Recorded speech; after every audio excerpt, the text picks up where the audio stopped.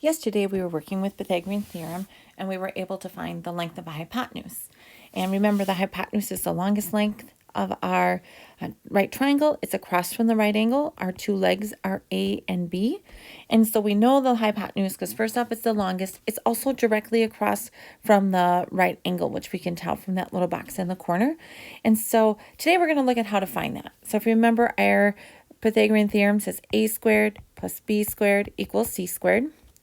And if I want to be able to find a leg, which is either going to be an A or a B, I'm going to go ahead and do a little bit of equation manipulation here. I'm going to subtract that. So a squared equals the hypotenuse squared minus the leg squared. And to get a by itself, I would take the square root of both sides. On this side, it would leave me with just an a. And so this is the formula that you're going to be using. You don't need to worry about how we got there. I just wanted to make sure you see it. So that would be for A. We would also have a B equals the square root of c squared minus a squared if you felt like you needed one for the other one. So if I'm looking for a leg, this is my formula that I'm going to end up using.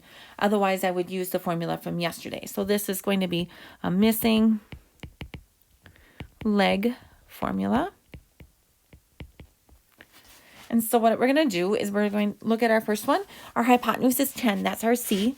And so that's our longest side. So we want to make sure we take that first. We're going to do 10 squared minus our leg, so 8 squared, and then take the square root.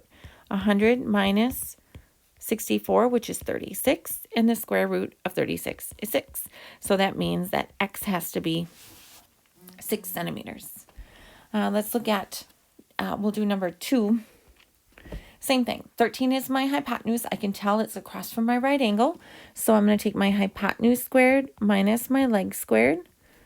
So 169 minus 25, which is the square root of 144. And this just happens to be 12 feet. So we don't have to worry about rounding. So that's how we would continue to do those. So you're going to try out a couple of those and check them with the answer keys. Notice when we get down here on the bottom, number 5 and 6, you are not missing a hypotenuse, or you're not missing a leg, you're missing the hypotenuse. And so when you're missing the hypotenuse, we end up using the square root of a squared plus b squared. So it's important to know whether I'm adding or subtracting in there. And if I'm subtracting, it's because I'm missing a leg. So this one would end up being 24 squared plus 32 squared. I'm trying to get something that's longer than the sides that I have. Now I'm going to put all that into the calculator, because I can't do that in my head, plus 32 squared. So I end up with the square root of 1600.